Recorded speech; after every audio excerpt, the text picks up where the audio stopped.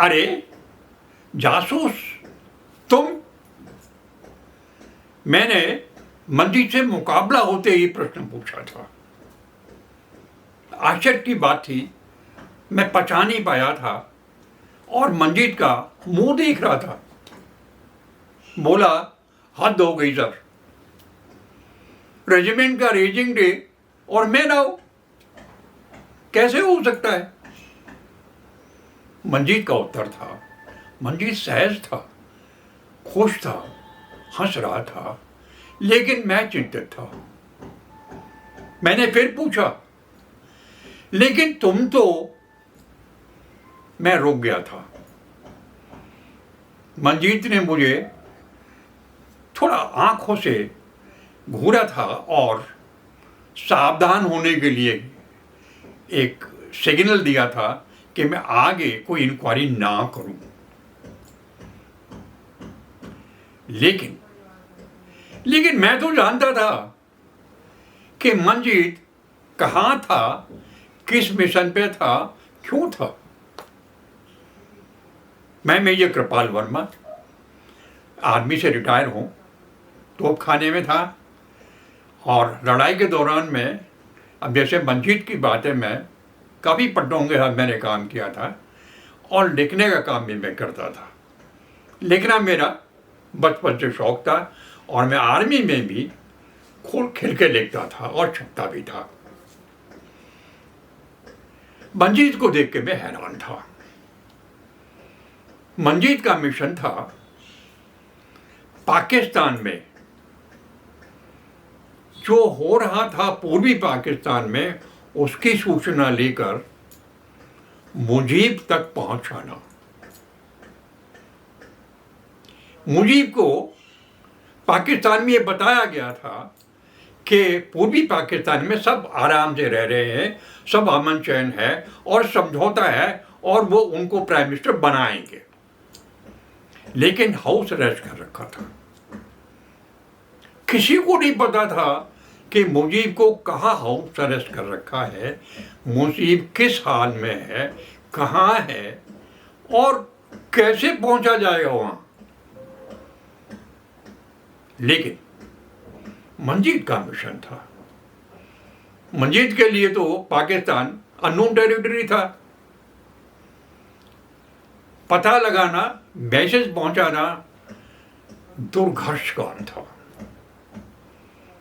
जासूस, वो कोई सींग नहीं होते जासूस के, वो हम जैसा ही, हम में से एक होता है, हम जैसा साधारण आदमी होता है।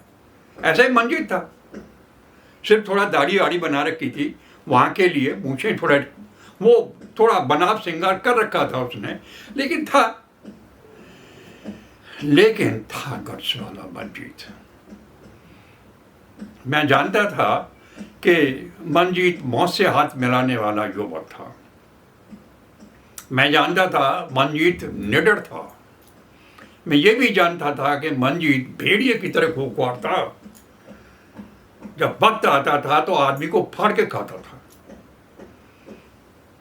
और ये भी एक कमाल की बात थी कि मंजीत रेजिंग डे, पलटन के रेजिंग डे पे, रेजिंग डे सेलिब्रेट करने के लिए पाकिस्तान से मिशन को छोड़ के चला आया था।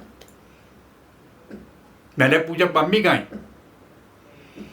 कहता दिल्ली में है, माँ बीमार हैं तो वहीं है।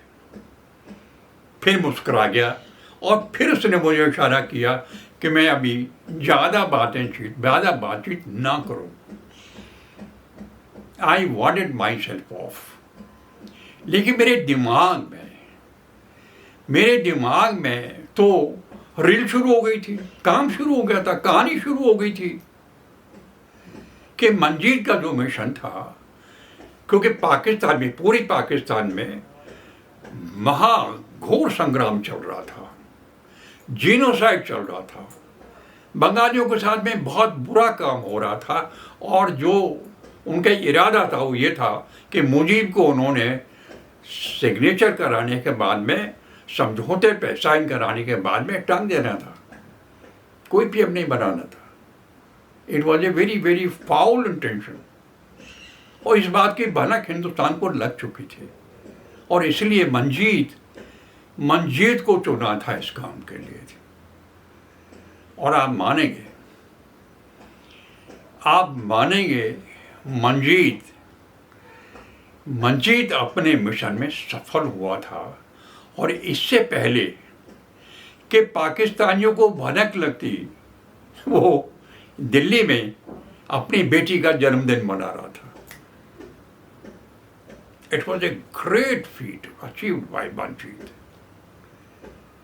And may say I was highly inspired. मैंने भी एक दिमाग में आया था कि आदमी चाहे तो असंभव को संभव कर सकता है, और जासूस यही काम करते हैं। इनका रोल ये होता है, कहो तो सत्ता पलट दे, बना काम बिगाड़ दे, जीती हुई लड़ाई आदमी हार जाए, ऐसा करिश्मा ये कर दिखाते हैं और कर देते हैं।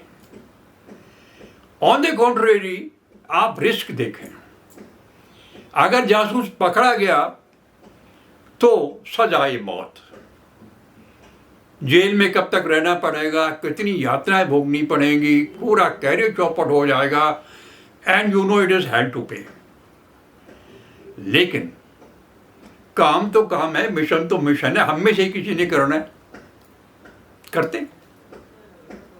मंजीत को देखो क्या करके दिखा दिया मंजीत।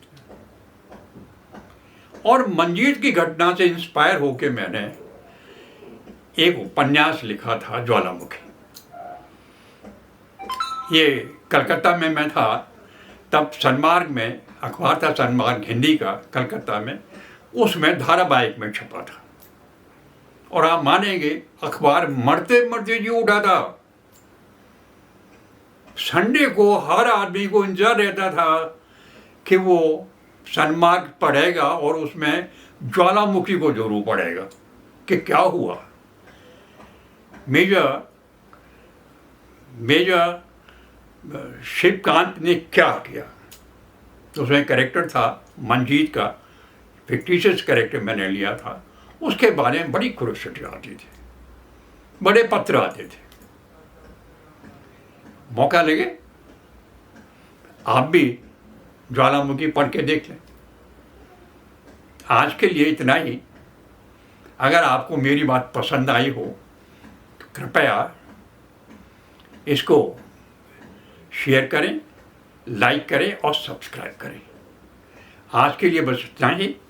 प्रणाम।